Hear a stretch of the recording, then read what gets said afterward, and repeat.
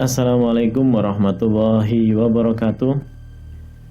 Kak Mas dan Mbak Ayu, bagaimana kabar kalian? Semoga selalu di dalam lindungan Allah Subhanahu wa Ta'ala. Baiklah, pada video kali ini kita akan menceritakan kisah mahasiswa yang hampir jadi tumbal pesugihan ibu kos.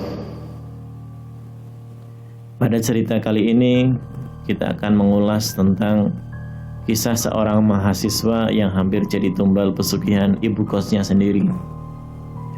Suatu ketika terdapat sosok yang bernama, sebut saja namanya Bima.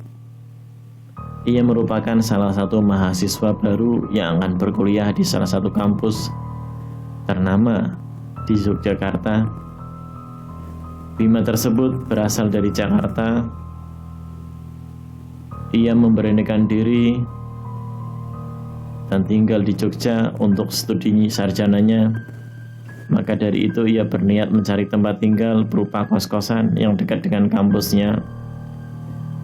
Sore itu sambil ditemani rintikan hujan, Bima akhirnya memutuskan untuk berkeliling di sekitar kampus untuk mencari kos putra yang ia inginkan. Setelah beberapa jam mencari, akhirnya Bima menemukan plat nama yang bertuliskan menerima kos putra Bu Anita. Sebut saja namanya Bu Anita. Lantas ia berhenti dan mencoba masuk ke dalam rumah yang terlihat kuno tersebut. Sesampainya di depan rumah, tiba-tiba muncul sosok perempuan paruh baya dengan memakai baju kebaya dan sanggul yang menanyakan maksud kedatangan Bima ke tempat itu. "Siapa ya? Mau cari apa di sini?" ucap perempuan paruh baya tersebut. "Mohon maaf Bu, tadi saya sedang berkeliling untuk mencari kos-kosan. Kebetulan menemukan plat nama kos itu Ibu Anita tersebut," jawab Bima. Terlihat sosok perempuan berkebaya itu adalah Ibu Anita yang merupakan pemilik dari kos putra tersebut. Lantas, Bima diajak masuk dan melihat isi rumahnya dan beberapa kamar yang memang disewakan untuk kos-kosan. Kos-kosan Bu Anita memang bukan bangunan khusus untuk kos, melainkan rumah besar kuno yang memiliki banyak kamar di dalamnya. Karena Bu Anita tinggal sendirian, akhirnya ia memutuskan untuk menyewakan beberapa kamarnya untuk kos-kosan putra.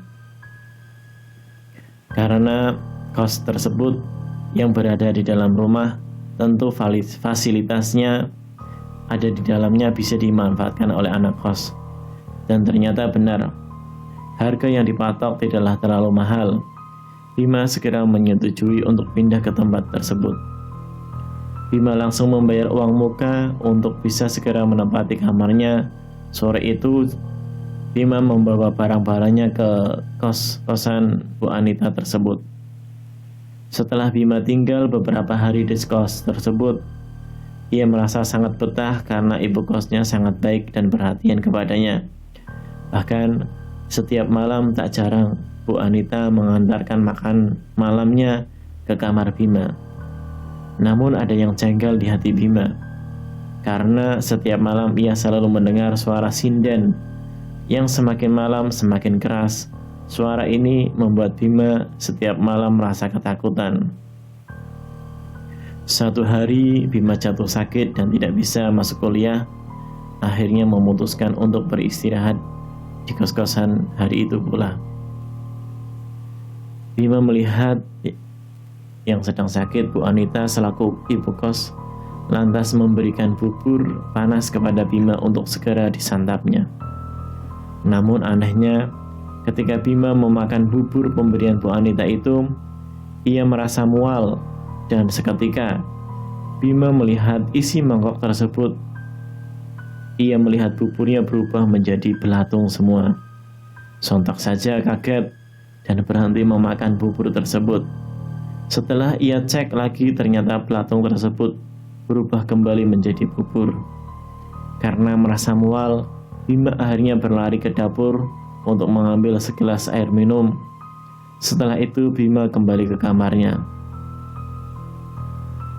Namun Saat perjalanan menuju kamar, Bima berhenti di kamar Bu Anita yang pintunya terbuka sedikit.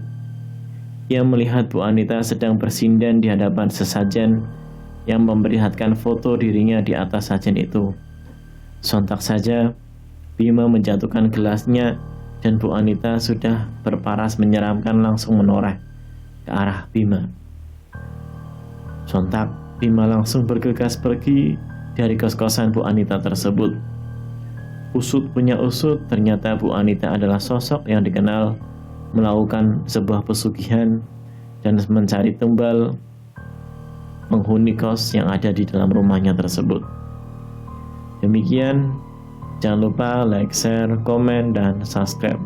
Wassalamualaikum warahmatullahi wabarakatuh.